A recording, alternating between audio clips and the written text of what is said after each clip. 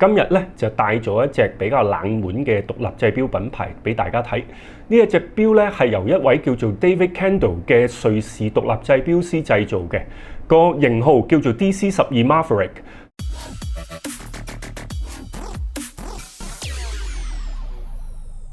佢隻錶咧就係一個佢嘅 signature，就叫做 Magic Crown。呢個 Magic Crown 咧就喺錶殼嘅6點鐘位置，只要你按下呢個 Magic Crown 咧，呢個錶冠咧就會彈起，然之後咧你拉出嘅時候，拉到最盡有條紅色線出現嘅時候咧，你就可以幫隻手錶上鏈啦。然之後如果你撳翻落去半格，就好似平時我哋校時間一樣啦。好啦，如果你唔需要個 crown 嘅時候咧，你就會再大力啲撳翻佢入去，佢就可以咧隱藏咗喺個錶殼入邊噶啦。咁呢一個 Magic Crown 咧都可算係佢咁多個系列裏邊咧都其中一個比較 signature 啲嘅發明嚟嘅。咁而呢一隻 DC12咧，另外一個特點咧就係採用咗一個雙擺輪嘅設計。